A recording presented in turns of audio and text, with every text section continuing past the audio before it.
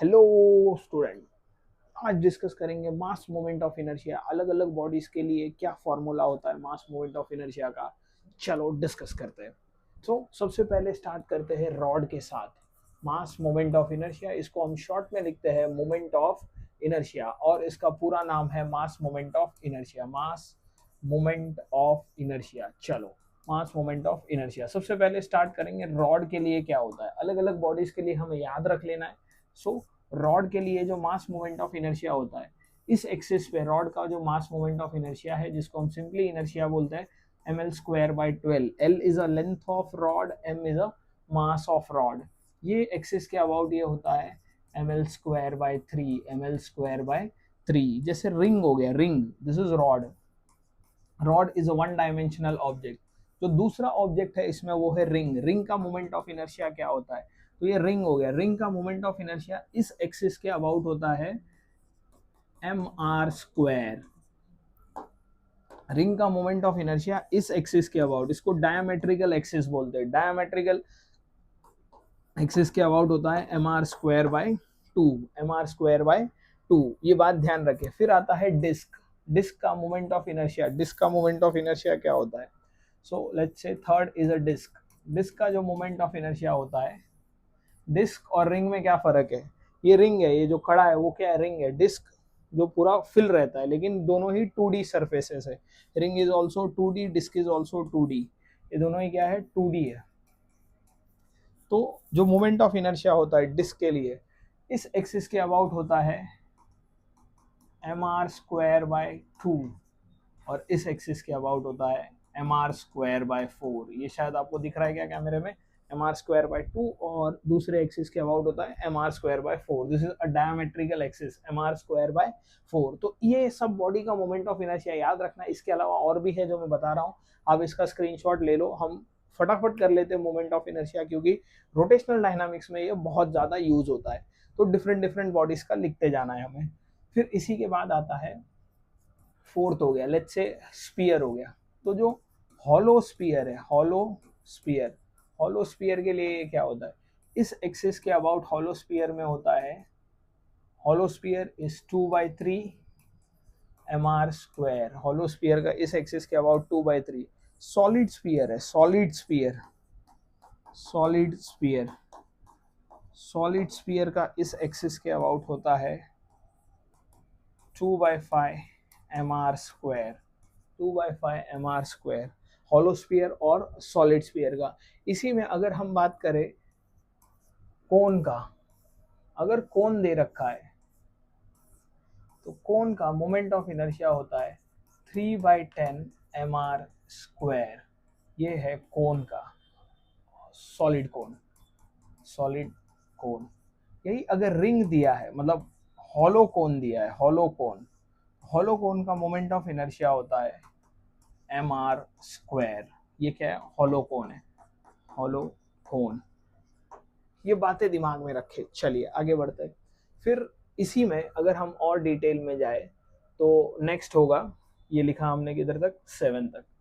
8 cylinder के लिए, cylinder का अगर ये हॉलो सिलेंडर है, कैसा सिलेंडर है, हॉलो सिलेंडर है, फॉर हॉलो सिलेंडर इस एक्सिस के अबाउट होता है एम आर स्क्वायर।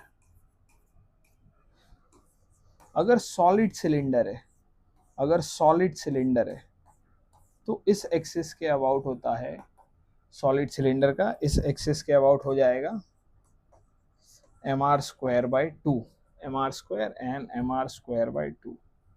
सो इस एक्सिस के अबाउट मोमेंट ऑफ इनर्शिया हो जाएगा एम आर स्क्वायर बाई 2। ये दिमाग में रखे। अगर ये वाले एक्सिस के अबाउट पूछता है, so it become M R square by 2 plus M L square by 12, this is L. इसी में इस एक्सिस के अबाउट पूछे, so it is M R square by 4 plus M L square by 12। तो ये कुछ मोमेंट ऑफ इनर्शिया है जो आपको याद होने बहुत ज़्यादा ज़रूरी है। आओ इसी में डिस्कस करते हैं पैरेलल एक्सिस और परपेंडिकुलर एक्सिस थ्योरम, और उनका इस्तेमाल क्या है। Parallel axis theorem, parallel axis theorem, ये थियरम आप कभी यूज कर सकते हैं जब आपको किसी एक पैरेलल एक्सिस के about moment of inertia find करना है और एक एक्सिस के अबाउट पता है। आओ क्या बात कर रहे हैं हम, लेट्स से ये कोई एक बॉडी है, ये इस बॉडी का सेंटर ऑफ मास है, आपको ये वाली एक्सिस के अबाउट मोमेंट ऑफ इनर्शिया पता है, और इसी के पैरेलल में कोई ये वाली एक्सिस है, इसके अबाउट आपको मोमेंट ऑफ इनर्शिया बताना है, और इन दोनों एक्सिस के बीच में डिस्टेंस डी है, इस बॉडी का मास है M, M is a mass of body, mass of body, इस बॉडी का मास क्या है एम, बराबर। तो ये बातें ध्यान में रखें, आई सेंटर ऑफ मास पता होना जरूरी है जब भी आप पैरेलल एक्सिस थ्योरम यूज करो। ये कौन सा थ्योरम है, पैरेलल एक्सिस, पहले तो दोनों एक्सिस पैरेलल होने चाहिए, उन दो एक्सिस में से कोई एक एक्सिस ऐसी होनी चाहिए जो कहां से पास कर रही है, बॉडी के सेंटर ऑफ मास से पास कर रही है। तो अगर कोई एक एक्सिस बॉडी के सेंटर ऑफ मास से पास कर रही है, उसका मोमेंट ऑफ इनर्शिया आपको शायद कैलकुलेट करना हो या शायद पता हो, बराबर, दोनों में से कोई भी केस हो सकता है। तो लेट्स से अभी हमें यहाँ ICOM पता है और हमें आई पूछा है, तो आई लिखेंगे ICOM plus m d square, m is a mass of body और d is a distance between axis. ये होता है parallel axis theorem. This two axis must be parallel, must be parallel, must be parallel, ये दोनों ही axis कैसे होनी चाहिए, parallel. Parallel axis theorem आप सारी बॉडी में लगा सकते हैं, 1D हो, 2D हो या 3D हो, बराबर, ये तीनों ही बॉडी में आप ये थ्योरम बिल्कुल यूज कर सकते हैं। आओ इसी के ऊपर एक क्वेश्चन कर लेते हैं पैरेलल एक्सिस थ्योरम के ऊपर। जैसे मान लो ये डिस्क है, बराबर, दिस इज अ डिस्क, इसमें आपको इस एक्सिस के अबाउट मोमेंट ऑफ इनर्शिया पूछा है। इस एक्सिस को बोलते कैसे, एक्सिस, फाइंड, क्वेश्चन समझना जरूरी है, find moment of inertia about axis, about axis parallel, parallel to, about axis, parallel की जगह टेंजेंट वर्ड यूज करते हैं, पैरेलल की जगह टेंजेंट सही रहेगा, tangent to disc, to disc and in the plane of disk, and in the plane of disk, plane of disk, बराबर, find moment of inertia about axis tangent to the disk and in the plane of disk। अब ये axis हो गया जो tangent to the disc है और plane में भी है, ये एक्सिस ये भी हो सकता था, आप कोई भी एक्सिस बना दो कोई दिक्कत नहीं है। This is also a axis which is tangent and in the plane, समझ रहे हैं आप, ये एक्सिस इधर भी हो सकता था, tangent in the plane, tangent in the plane, तो किसी भी एक्सिस के अबाउट फाइंड कर लो, आंसर सेम रहेगा, ठीक। आओ इसको हटा देते हैं, अब हमें इस एक्सिस के अबाउट फाइंड करना है, इसके अबाउट हमें मोमेंट ऑफ इनर्शिया पता है, दिस इज सेंटर ऑफ मास, इसके अबाउट मोमेंट ऑफ इनर्शिया क्या होता है, ICOM वी नो, अभी अभी देखा mr²/2 होता है। तो आई जिस एक्सिस के अबाउट आपको फाइंड करना है, let name this as O, so it is IO is equal to ICOM plus m, दोनों के बीच का डिस्टेंस का square. So centre of mass वाले एक्सिस के अबाउट हमें मोमेंट ऑफ इनर्शिया पता है, कितना है, सेंटर ऑफ मास के अबाउट होता है mr²/2 प्लस m, दोनों के बीच में डिस्टेंस कितना है, रेडियस के इक्वल ना, ये क्या हो जाएगा, डिस्क का radius, so it is mr²। So final answer is IO which is 3/2 mr², 3/2 mr²। चलिए ये है यूज पैरेलल एक्सिस थ्योरम का, आप 1D 2D 3D किसी भी बॉडी में लगा सकते हैं। चलो अब इसी में एक और सवाल करते हैं, लेट्स से ये रॉड दिया है, बराबर, आपको इस वाली एक्सिस के अबाउट मोमेंट ऑफ इनर्शिया बताना है जो इस एंड से लेट्स से L/2 डिस्टेंस पे है, ये रॉड, इस एक्सिस के अबाउट आपको क्या बताना है, मोमेंट ऑफ इनर्शिया IO। आपको सेंटर वाली एक्सिस के अबाउट पता ही होता है ICOM, रॉड का ICOM आपको पता है ICOM, ये टोटल डिस्टेंस हो गया। ये सवाल है find moment of inertia about IO, find IO, आपको IO का वैल्यू फाइंड करना है, what is moment of inertia about O। तो इसको सॉल्व कर दे तो सॉल्यूशन बनेगा ये, ध्यान देना। सो मोमेंट ऑफ इनर्शिया कैसे कैलकुलेट करेंगे, सो पैरेलल एक्सिस थ्योरम क्या बोलता है, जिस भी एक्सिस के अबाउट आपको फाइंड करना है वो पैरेलल होना चाहिए सेंटर ऑफ मास से पास होने वाली एक्सिस से।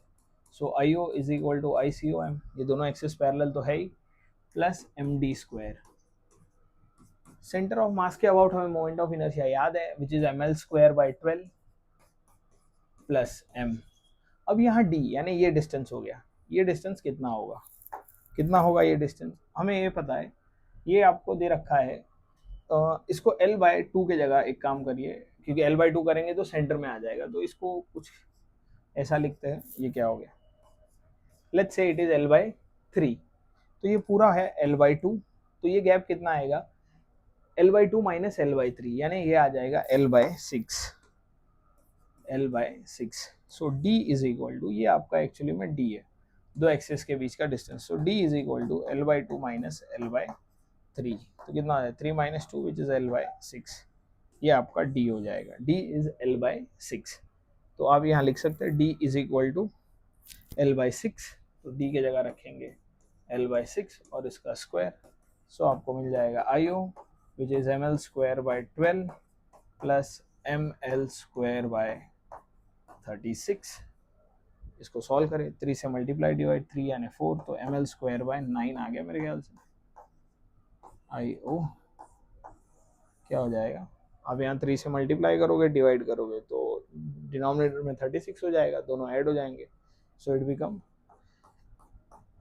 4 ml²/36 विच इज ml²/9। चलिए नेक्स्ट करते हैं। अब इसी में होता है दूसरा परपेंडिकुलर एक्सिस थ्योरम। क्या होता है, perpendicular axis theorem, perpendicular axis theorem, perpendicular axis theorem. ये थ्योरम क्या बोलता है, परपेंडिकुलर एक्सिस थ्योरम बताता है कि पहले तो ये यूज किसके लिए होता है, ये 2D बॉडी के लिए होता है। ये थ्योरम क्या बोलता है, अगर कोई भी 3 एक्सिस जो म्यूचुअली परपेंडिकुलर है, 3 axis must B mutually perpendicular, ये x हो गया, ये y हो गया, ये z हो गया, बराबर। अब ये जो बॉडी है ये कौन से प्लेन में है, पहले ये समझो। जिस बॉडी ये जिस प्लेन में है, तो ये xy प्लेन में, तीसरा एक्सिस हकीकत में ये ऐसा है, दिस इज z एक्सिस। सो जो थर्ड एक्सिस होगा दैट मस्ट बी, उसका जो मोमेंट ऑफ इनर्शिया होगा वो दोनों एक्सिस के एडिशन के इक्वल होना चाहिए। ये दोनों एक्सिस कौन सा होना चाहिए, axis in the plane of body, in the plane of body, axis in the plane of body, axis in the plane of body, axis in the plane of body।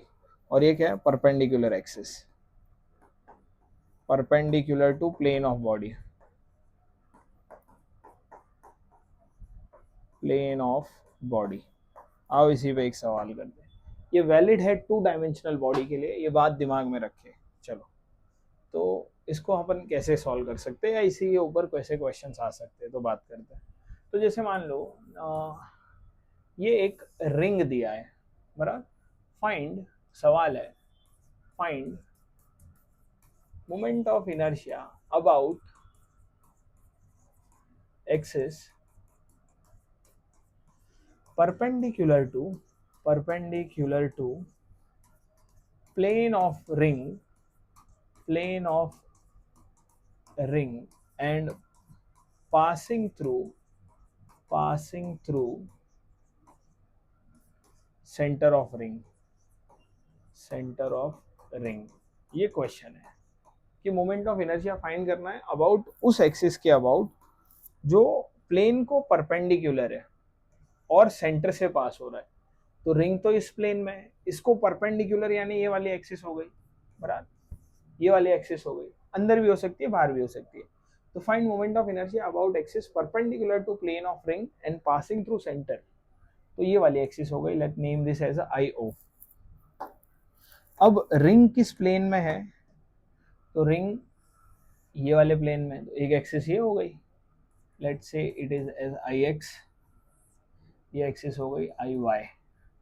तो आप यहाँ बिल्कुल परपेंडिकुलर थ्योरम यूज कर सकते हैं, क्योंकि ring एक 2D object है, यहाँ तीनों एक्सिस म्यूचुअली परपेंडिकुलर है, और जो थर्ड जो परपेंडिकुलर एक्सिस है उसका मोमेंट ऑफ इनर्शिया क्या होगा, उन दो एक्सिस का मोमेंट ऑफ इनर्शिया का एडिशन जिसमें बॉडी रखा हुआ है, जिस प्लेन में बॉडी है।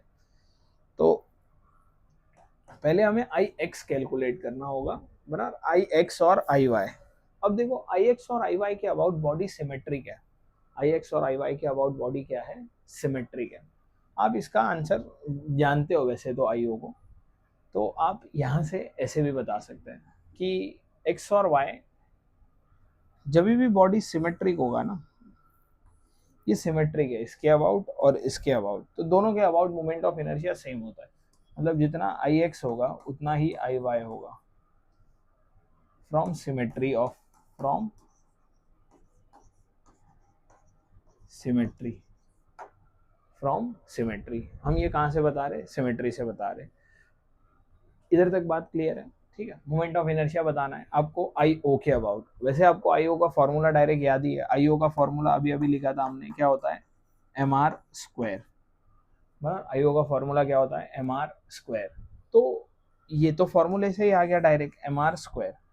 अगर आपको मान लो इसमें पूछा रहता कि find moment of inertia about axis in the plane, in the plane कर दो, क्वेश्चन में कर दो in the plane, in the plane of ring, in the plane of ring, तो ये ज्यादा सही हो जाएगा। परपेंडिकुलर का तो हमें याद ही है, which is M R square. तो इन द प्लेन यानी आई एक्स और आई वाई के अबाउट निकालना है आपको, तो वो कैसे मिलेगा, ये दोनों सेम है, आई ओ आपको याद है, तो आप यहाँ से बिल्कुल बता सकते हैं ऐसे।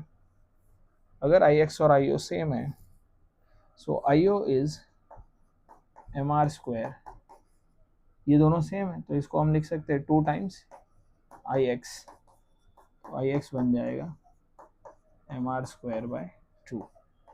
ये क्या आ गया आपका, I X, moment of inertia about X axis, ठीक है। तो इस तरीके से सवाल आ सकता है। अब इसमें एक और क्वेश्चन करते हैं कि जैसे मान लो डिस्क के लिए भी कर सकते हैं कि ये डिस्क है, बराबर, आपको इस वाले एक्सिस के अबाउट मोमेंट ऑफ इनर्शिया पता करना है, इस वाले एक्सिस के अबाउट मोमेंट ऑफ इनर्शिया क्या करना है, पता करना है। तो ये वाले एक्सिस के अबाउट हमें डिस्क का पता होता है, axis perpendicular to the plane, ये वाले एक्सिस के अबाउट पता है हमें। इसको आप ऐसे भी बना सकते हैं, ये डिस्क हो गया, ये एक्सिस के अबाउट हमें पता है, ठीक है, और इसके about let's say this is I x, और ये आई वाई बनेगा तीसरा, जो इधर मैं ऊपर से बना रहा हूँ ये टॉप व्यू बन रहा है, ठीक है। तो ये इसको मिटाते हैं, so this is I O, this is I X and this is I Y.